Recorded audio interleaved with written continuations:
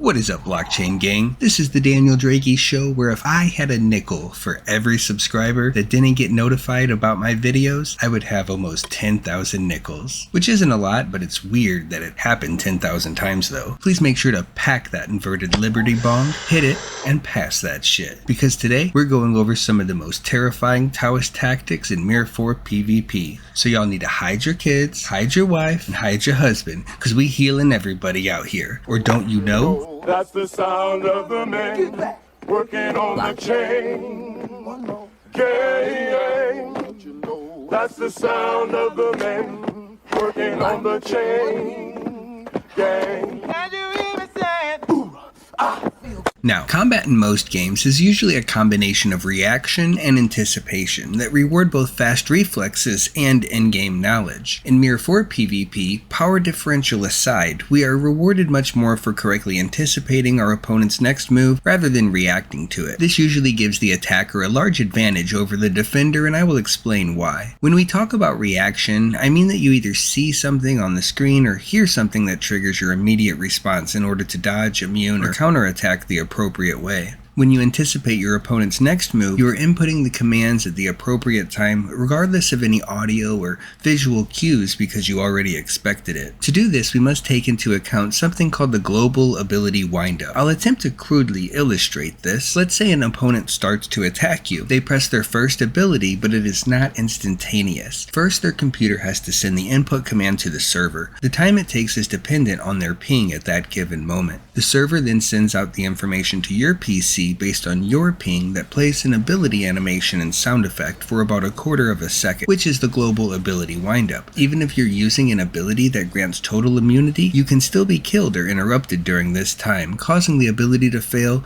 go on cooldown, and the mana is still consumed. So by the time you see their ability animation or hear the sound playing, the human reaction time is about the same time as the global ability windup. Even if you choose the correct ability to counter the attack, you have an input delay as you send that to the server, which then begins your global ability windup, and their attack will almost always land during that windup due to your reaction time and lag. Remember that what is happening on your screen may not be what is actually happening on the servers themselves, especially in battles between people with very high ping. Your client just tries to fill in the blank spots with what it believes the other players are doing until they get updated and then adjusted. The frequency of these updates again depends on ping. To counteract this problem, we want to try to guess what the opponent will do before they actually do it, and then start our abilities at the same time that they start theirs. This anticipation will sync up with your global ability windups, and your ability should counter theirs if you picked correctly. Now, this is going to be hard for many Taoists to accept, but let's rip the band-aid off right now. I'm not saying a Taoist is useless in 1v1 PvP, I'm just saying that your usefulness is almost entirely dependent on RNG, and your opponent not running away from you. Ideally, we would want to lead off with Blasting Charm into Moonlight Orb to weaken, quell, and confuse them. Then we'll want to follow up with Piercing Blades to bash, increase confusion stacks, and hopefully stun them. Next, we want to follow up with Rain of Blades with a chance to silence them, but also bashing, reset, and add your chill and confusion stacks and damage their weapon. Then we can Soaring Slash to damage their armor, bashing and refreshing the stacks again. Now we can Tai Chi to break their weapon and increase our healing, regen our health, reapply Quell with Moonlight Wave, and finish with Sunbeam Sword to bash and break armor. Now the first abilities off of cooldown will be Piercing Blades, but we need to wait a few more seconds until Moonlight Orb is ready to restart the combo and bash the opponent. Now is probably the best time to heal again if available, or use your ultimate ability. If neither of these are ready, running around those few seconds to avoid damage will be much better than standing still and auto-attacking and probably accidentally auto-casting abilities out of turn. Now we know what we would like to do if given the opportunity to attack. We need to know how to change this up for defense or when attacking a specific class. The best way to avoid an attack is just to use your ultimate and teleport away. If that isn't available, you can do the same with Tai Chi. It is usually better to dodge away from them first to give yourself a little room for the global ability windup so you don't get interrupted. Remember that we want to try to time our abilities in sync with the opponent, because if they're mismatched, you'll have a chance to get interrupted. If I'm fighting a warrior or a lancer, I'll usually try to lead with Tai Chi,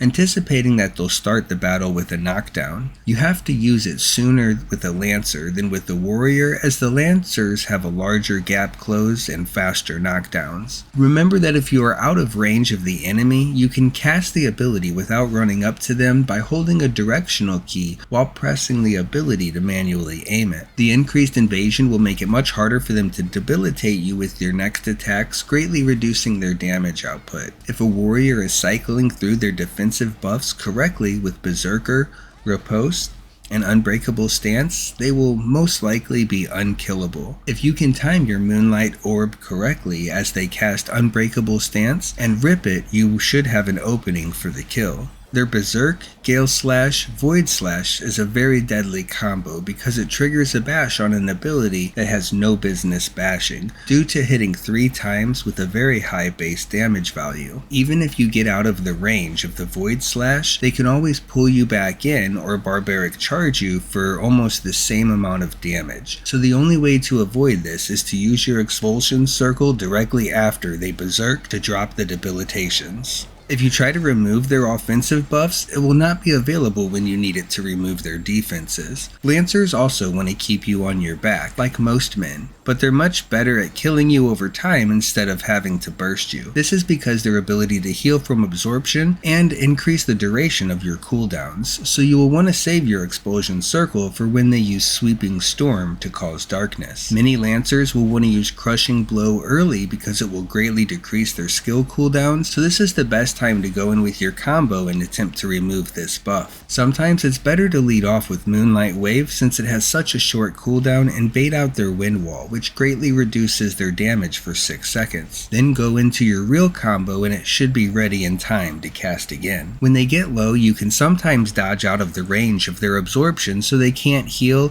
or even immune it with your ultimate or greater heal. Even if your debilitation fails, they will always chill themselves with this if it hits, so be sure to follow up with the bash combo using their own ability against them. Be sure to save your dodges to recover instantly from being knocked down instead of trying to avoid damage, as this will prevent much more follow-up damage without being able to retaliate. The Sorcerer is probably the easiest to take down because of their lack of defense when their shield and ice block are down. I would probably use my Expulsion Circle as early as possible to remove burn stacks and add spell defense. While they do have a very long stun and silence, it is easily countered with your CC removal. They will usually lead off with their shield, and we will want to break that before we attempt our bash combo, or our assault will be very weak. The best way to do this is with Sunbeam Sword followed by Tai Chi and Moonlight Orb into your main combo. This will remove the shield, and Sunbeam Sword will be back up in time for the last part. You will also want to heal before or 8 seconds after Flame Strike is used, or your healing will be reduced by 50%. If you rip their cooldown buff with Moonlight Orb, it will be the easiest fight of your life. Remember to reapply debilitations after they ice block to do maximum damage. Arbalists want to do all of their burst damage as soon as possible by stacking up buffs and debuffs instead of solely relying on bash damage. Attempt to remove their buffs near the start with your main combo, but remove your debilitations after they use Venom Mist to get your healing back, because none of their stuns even require debilitations. Remember that you cannot gain invincibility for another 10 seconds and it can't be dispelled. If I get to rip their buffs, I usually won't even need to heal to take them down with my main combo. Their goal is to stun you with Pain Strike Gale, Seeking Bolt, or Ice Cage, and then finish you off with Obliterate Shell for the bonus damage to stun targets. It is really hard to dispel their stuns because they are so short,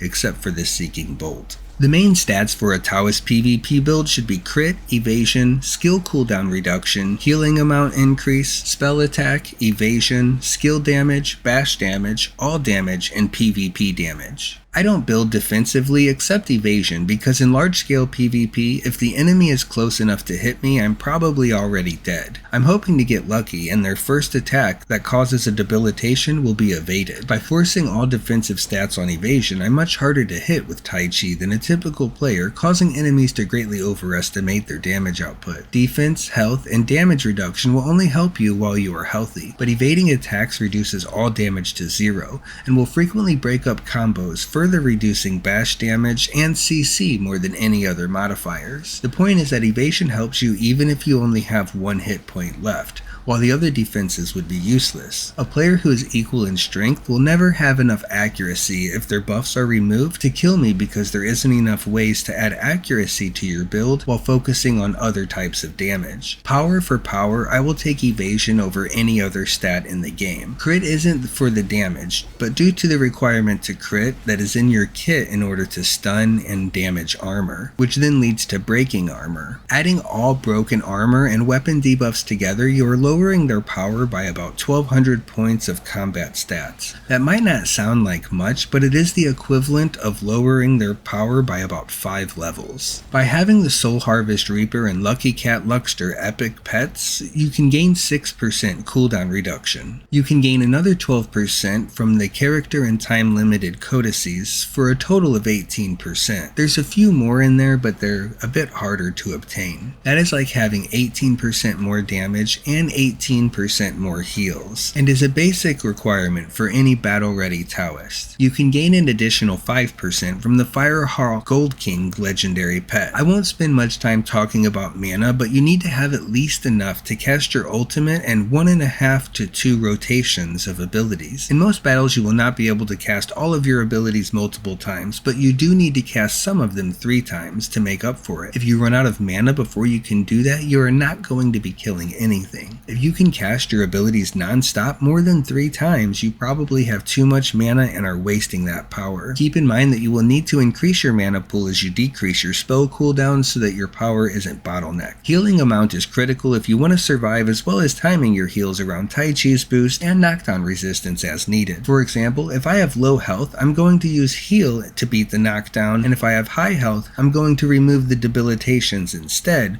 depriving them of the knockdown and the bash damage. The Lucky Cat Luckster will give you an additional 10% healing bonus, and another 26% from epic spirit treasures will make sure you only need a single heal to start pumping out that damage again. 3 of your abilities are based on healing, so if you ignore this area, you will only be playing with 10 skills that are powered up. Increasing your spell attack will also slightly increase your healing and damage, which is then increased again by your bonus modifiers. Your ultimate heals you for an additional 42% of your spell attack plus 35% per ability level. Heal's additional amount is 39% of your spell attack plus 2% per level. Greater heal is 120% of your spell attack plus 5% per level. These are just estimates, but this is why I prioritize spell attack over physical attack. The other way to increase your personal healing is with extra health, but I would only build that as a placeholder until you get the stats that you're really hoping for. I don't build any debilitation or CC resistances because a Taoist has so much immunity and removal built right into her kit, it makes it wasted power in my opinion. The damage types from best to worst in my opinion are all damage, skill damage, bash damage, PvP, and crit damage. When it comes to large-scale PvP, the objective is simple. Keep your allies between you and the enemy, and keep your allies alive. Instead of trying to go for kills on their backline squishy targets, you should be ripping buffs, debilitating and debuffing the enemy frontline so your allies can march right over them and give you the access to the backline that you need. Usually a very powerful player will try to break through and kill you, so instead of trying to fight, you need to kite them. Every second they are chasing you around is another second that they are not slaughtering your team. Even if you go down but you waste enough time, so will the whale's army, and now your team can dogpile on them as best as they can. Overall, the Taoist is the hardest character to play in my opinion, because you must know the timings of each other class's ability in order to anticipate the right order when it comes to damage, CC immunity, debilitation removal, and healing, while other classes are much more straightforward with only 1 or 2 choices to make. Having both defensive and offensive abilities, she has the highest amount of outplay potential, which also creates many opportunities to make mistakes. Her abilities are also the weakest in the early game, but become the strongest in the late game when built correctly, second probably only to a Lancer, due to her being essential in large PvP battles while other classes can serve a Lancer's role. I believe it makes her the superior, skill-based PvP class for large battles. Thank you for watching. Don't forget to like and subscribe so we can do this again sometime. Commander, do you think that we have any chance of surviving? You Counselor, I wouldn't ask me that question. I would ask him. Why? Because he's the one who believes in miracles. I believe in miracles. since you came along, you sexy thing.